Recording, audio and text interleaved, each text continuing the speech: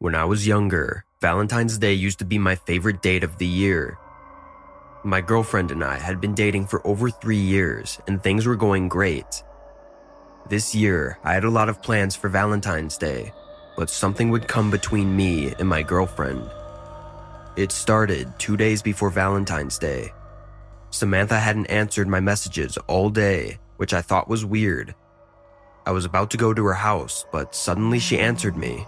She told me she overslept, so she didn't go to work either. I offered to go see her, but she said no. Let's meet directly on Valentine's Day. At first, her messages seemed strange to me. They had a lot of spelling mistakes, which was unnatural for her. But I assumed she had just woken up, and she told me a few days before her cell phone was not working the best way. The next day went by pretty fast. I spent the day working, and Sam responded to me at very random times. She was acting weird. Did something happen to her? I decided not to insist too much, since the next day I would go to see her in the morning. When the sun came up, I got ready as I could finally see her. I put on the best perfume I had, bought her flowers and chocolates, and with a smile, I went to her house. No matter what was happening to Samantha, this day was going to be sensational. As I was arriving at her house, I received a message from Samantha. The message said that she was going to take a shower and that she left the front door open. I was surprised at how reckless she was, but I just went along with it. As I entered the house, I saw that the bathroom door was closed and there was a noise coming from behind it into the shower, so I sat down to wait for her. Suddenly, the door opened and steam came out of the bathroom, but instead of meeting my girlfriend, someone else appeared. A white, scrawny, and very tall man came out of the bathroom wearing my girlfriend's underwear. But the worst thing, what surprised me the most, was his face. That wasn't his face. He had pieces of skin stuck all over his face. It was probably sealed with a very strong glue, since the man walked with extreme tranquility without the skin falling off. Not only was the skin glued, but also the hair. But I recognized that golden hair. That was Samantha's hair. Who are you? Where's Samantha? What are you saying, Roy? I am Samantha. Can't you see my face? Don't you like me anymore? My first impulse was to run as fast as I could to the door, but it wasn't going to happen. This man was a little closer, so at a great speed he arrived first, and with his body he covered the door. Hey, my love, have you forgotten yourself at home? Why are you so upset? You psycho! Where is Sam? Enraged, it seems that the man didn't like my comment. So furious, he jumped at me and grabbed my head with his 2 huge hands, shouting at me, face to face. What part don't you understand that I am Sam? Have you forgotten about me? Did you hit your head coming in? You know what? I'd kill you for questioning your girlfriend, but I'll spare your life for now, just because you brought me my favorite chocolates. Stay here while I change, honey. I'll be back in a while. When the man closed the door and left me in the dark, before I could get up to turn on the light, I felt something strange next to me, like wet.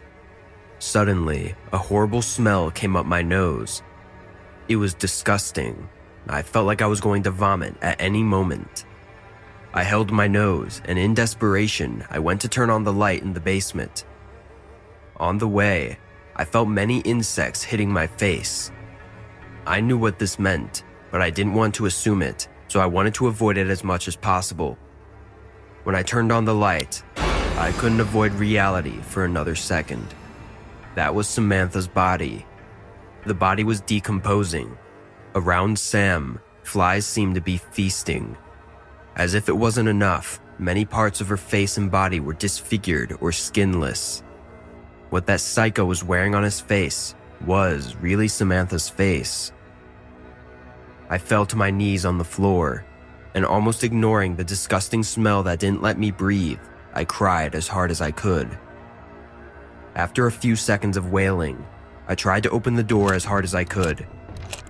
I was always a small man, strength was never my thing, and even at that moment, I felt totally useless.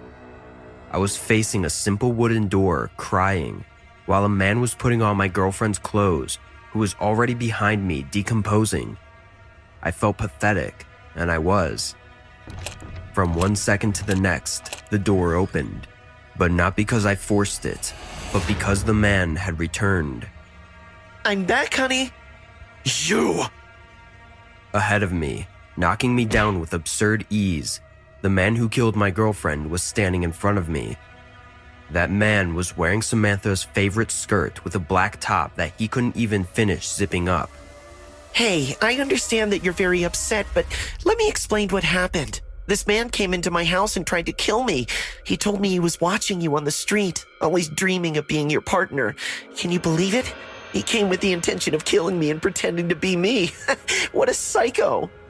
Furious, I stood up and lunged at him again. But again, it was pointless. The man grabbed me by the neck before I could hit him, and with one hand he lifted me up, only to throw me against Sam's corpse. Hey, honey, you shouldn't be so upset. I wasn't going to let this man come between us. I killed him as soon as I saw him. You should have heard how he screamed. It was delicious. His screams still sound in my head. What an exquisite melody. I assure you, he suffered a lot before he died. You see, honey, I couldn't pass up an exquisite sound like that.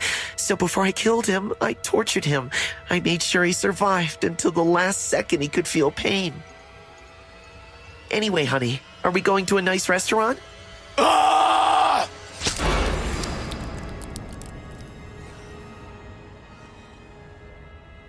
I had made it. I had escaped. I ran to the door, crying and preparing to tell the police everything. But something in me was wrong. All my fear, helplessness, and sadness turned into hatred. Pure hatred towards the monster that had taken away the most important thing in my life.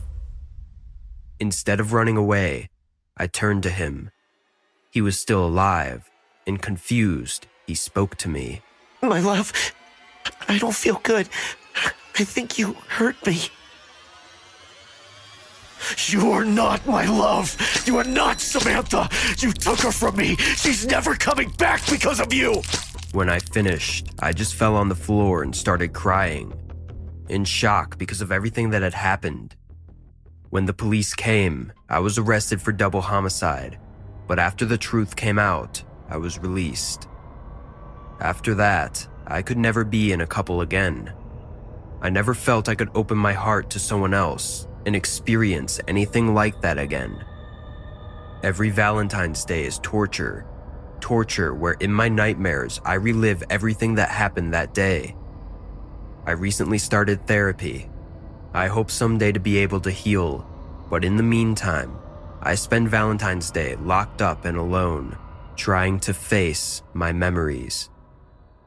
Hey guys, I hope you're enjoying the video. If so, please leave a like. And also, a small percentage of people that watch my videos are actually subscribed. If you want to support this channel and make this channel reach the 1 million mark, please consider subscribing. It's free and you can change your mind later. Enjoy. There was nothing special about that night, except for the fact that it was Valentine's Day, and I wanted to take Julia out for dinner. It's been weeks since we have spoken to each other properly. She has changed since our daughter Dorothy died in an accident. You see, the loss has affected her differently. The way she is coping with this loss will surely destroy what is left of our marriage. Ever since the day our daughter died, she's been detached from reality. I suppose in a way, we all were, but my wife was different. She couldn't, or wouldn't come to terms with the fact that Dorothy was gone. Julia didn't sit in her bed crying for hours, nor did she spend every waking moment surrounded by photo albums or Dorothy's clothes. She didn't cry at all when the cops called to inform us that Dorothy was run over by a pickup truck while hitchhiking to a rock concert. Julia and I cremated our daughter. Yes, Julia insisted on it. I wish I never agreed. Now, she carries the urn around. She talked to it as if it was a real person. Comfortable? she murmured, as she strapped it into the baby seat of our car just the other week. I watched her through the rearview mirror, and my skin crawled. Needless to say, after that I stopped going out with my wife. I could see people talking about her everywhere we went. They would point her out silently and whisper among themselves. I used to feel bad for my wife, but now this routine is getting on my nerves. I am heartbroken and exhausted pretending our daughter is alive. So that night, I decided to put a stop to this. I ordered food and set the table in Valentine's theme. When Julia came downstairs and noticed all the red balloons and heart-shaped candles, I saw her eyes dazzle up. After all these gloomy days, I finally felt my wife noticing me. Did you do this all by yourself? Yep. Happy Valentine's Day, dear. I went close to her. She was holding the urn to her chest. I said in a soft voice, I know, Julia. We're going through a tough phase and you're in no mood to celebrate, but we need to live. Dorothy would have wanted us to celebrate tonight.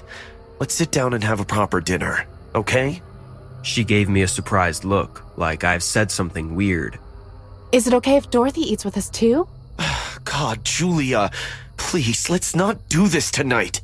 Do what? At this point, I was secretly hoping that tonight will be the night when things go back to normal. How will Dorothy eat with us? I asked, and the tiring, sad voice repeated. For a moment, the room was enveloped in stunned silence. Then Julia spoke. Like she does every other night. She sat down on the table and put the urn right next to her dinner plate. Just think about it. Candles were lit. Valentine's Day dinner it was, and I was sitting with my wife and the ashes of my dead daughter at the same table. But still, I kept calm. At least she has agreed to eat dinner at the table and not in her room after days. It still progresses. Slowly, she will accept. It takes time to heal, I know that. But then she started talking to the urn. Look how romantic Daddy is, Dorothy. Yeah, he is glad that you could join us. I'll set up a plate for you. Wait, Julia, please. You don't have to go through this every night. pass me the mashed potato. Dorothy wants some. As she started cutting the steak, disregarding that I existed, I finally lost it. Why can't you just talk to me, huh? Dorothy is dead. We lost our daughter to a car crash, Julia. Accept it. She's dead. Stop this insanity. It's hurting both of us. This is not healthy. Why can't you see that? Caught in a fit of rage, I grasped the tablecloth and pulled it towards me, sending the dishes crashing to the floor. Dorothy's urn, sitting atop one of the plates, succumbed to the same fate. It fell on the hard concrete and shattered. Dory! My wife screamed, leaping to her feet and dashing around the dining table. No, baby, no! Tears rolled down my eyes, realizing what damage I had done. Amidst the porcelain shards and utensils, the urn lay cracked in half, its lid nowhere to be found. Dorothy's ashes were scattered in those broken pieces. Julia landed knees first on the shards, the porcelain crunching under her weight. Nothing could have prepared me for what she did next. I watched in horror as my frantic wife snatched one half of the urn and stuck her tongue out to lick it, her fingers desperately searching for the remains left on the floor. She swept her hands across the ground, cutting her skin up in the process, and shoved the whole lot in her mouth, her eyes rolling back inside her head. I wanted to vomit. No, I wanted to run. My heart was pounding at 10 times its normal rate, threatening to leap out of my throat. My skin was clammy and my vision blurred, but not enough to stop me from seeing the monster that was my wife, stuffing ashes, blood, and porcelain shards down her throat. Julia? She slowly turned her head towards me, and a sick smile appeared on her face. Her bleeding mouth with ashes smearing on her white teeth gave me chills. She will be with me now, forever.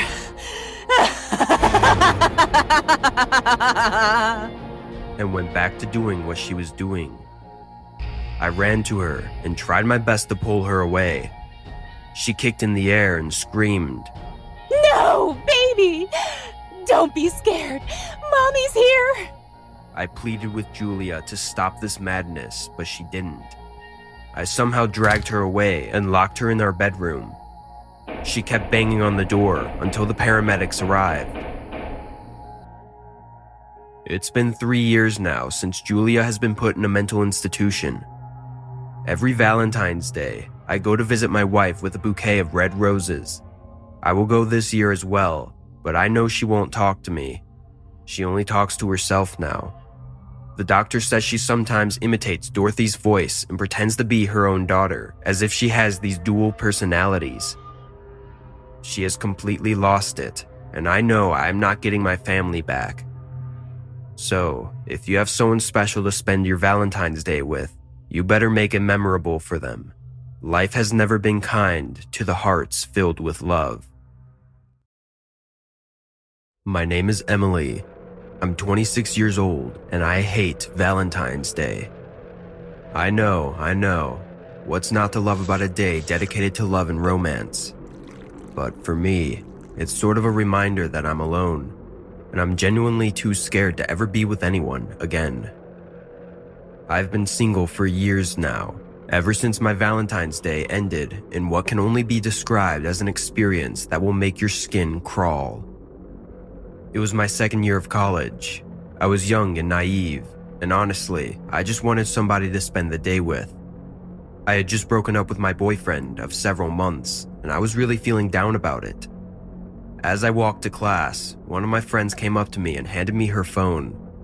She had something to show me. What's this? It's a new dating app. I just signed up for it, and I've already got a date for Valentine's Day. Girl, you better as well. I took the phone and looked at it. I don't remember for sure what the app was called, but I know it wasn't one of the mainstream ones. I think it was some off-brand dating app. Well, I thought about it for a few minutes and then decided to download it. I figured, what could it hurt? Sitting in classes all day, I began to get rather excited about the prospect of going on a date with someone new. As Valentine's Day neared, I matched with a guy who seemed really nice. We talked for a few days, and then we decided to meet up. He told me he would pick me up from my dorm at 7 p.m. Let me stress, this guy had like no red flags. I had no reason to believe that he wasn't perfect. Okay, so his pictures were a bit hot, but I figured he was just trying to show off his best side, you know? Still, our chats had barely a dull moment, and as we continued to talk, I couldn't help but think that I had finally found someone who I could connect with. I liked funny cat videos, and he had an adorable one of his own. He liked hiking, and I love nature. It seemed like we were a match made in heaven. So, when he came to pick me up on Valentine's Day, I was beyond excited. I remember waiting in my room, staring at the clock as it ticked closer and closer to 7 p.m. I was so nervous, I could barely sit still. Finally, there was a knock at my door. I leaped up to answer it, and there he was. He was even more handsome in person. He had dark hair and piercing gray eyes. He was wearing a black leather jacket and jeans. He looked like he belonged in a motorcycle gang, but I didn't care. I still like bad boys. Emily? Yes, it's so nice to finally meet you, Nicholas. Come in, please. I stepped aside to let him in, my heart racing the entire time. I closed the door behind him, and then we just kind of stood there, staring at each other for a few awkward moments. As we stood there, I couldn't help but notice a strange tattoo on his neck. It looked like a prison number. Whoa, that's a cool tattoo. What does it mean? Although I was too absorbed at the moment to notice his discomfort, I did hear the shift in his voice as he answered. Nothing. Just thought it was cool back in the day. Let's get out of here. As we walked out of my dorm, he put his arm around me and I leaned into him. I felt so safe and comfortable with him. We walked to his car, a black SUV, and got in. So, where are we going? I thought we could go for a walk in the park. It's such a beautiful night outside. I agreed, and we headed to the park. We walked and talked, and I told him all about myself. I told him about my family, my friends, and my hobbies. He listened intently, and I felt like he really cared about what I had to say. That's when I began to notice that the park was eerily empty. There wasn't a soul in sight. Where is everyone? It's so quiet and empty. He looked at me with a strange expression on his face, but he didn't answer. He just kept walking, his arm around my waist. We came to a stop in front of a large tree. This was when I began to feel really uneasy. I tried to take a step back, but he held me close. I looked up at him, and he was staring at me with an intensity that I can only describe as hunger. His piercing gray eyes had taken on an almost insane quality as he stared at me with them widened, and the red veins at the very edges of his eyes became more pronounced. What's wrong? I tried to pull away, wanting to get out of there as quickly as possible. He didn't answer me, but his grip tightened. He just stared at me, his eyes drilling into mine. And then, without warning, he attacked me. Grabbing my throat, he began to choke me. I struggled against him, but I couldn't break free. I could feel my vision start to fade as I gasped for air. Just when I thought I was going to pass out, he released me. I fell to the ground, coughing and gasping for air. He loomed over me, a sickening grin on his face, and that's when I saw it again.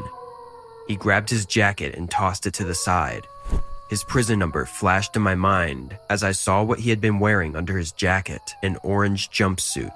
You're an inmate! He just laughed, a cold, maniac laugh that sent chills down my spine.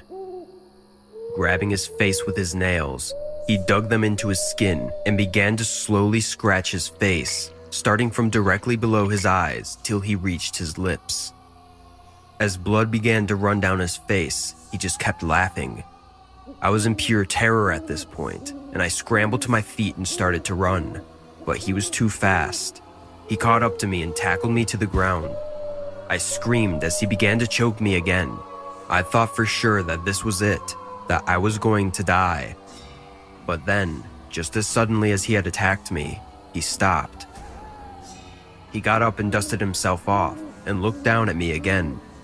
Finally, he spoke, and with each word, the blood from his face splattered down into my face. Let's play a game, Emily. I escaped just so I could have some fun on Valentine's Day. Now, I'll give you 3 minutes. Try to make it out of the park before I catch you. But if I do catch you, you'll never be alone on Valentine's Day again. Staring at me, he began to count down from 3. I struggled to my feet and began to run. I could hear him counting behind me as he stood there in the park with blood streaming from his face. As I glanced back, I saw what looked like a trail of blood following him as he slowly began to walk after me. I ran as fast as I could, but I knew he was going to catch me. There was no way I could outrun him. 3, 2, 1. His voice stopped, and suddenly, I heard crazed footsteps pounding behind me as he began to run. I was about to give up. As I ran, my legs were seared with the cold pain of exercise such as this. Just as he was about to catch up to me, though, I saw a ranger's car drive into the park. I think they were there to close up for the night, but to this day, I still don't care. Help me! I ran toward them shouting as the man who had been chasing me darted into the bushes. I heard a scream of anger from his direction as he realized that he had lost me. The ranger got out of his car and ran toward me as I collapsed into his arms, sobbing and shaking uncontrollably. What happened, miss? You're safe now. Maybe I am, but they never found him. They never caught the man who had tried to kill me. And ever since that day, I've been terrified of being alone on Valentine's Day, and just as equally terrified of trying to find a date for fear that he or someone like him shows up again.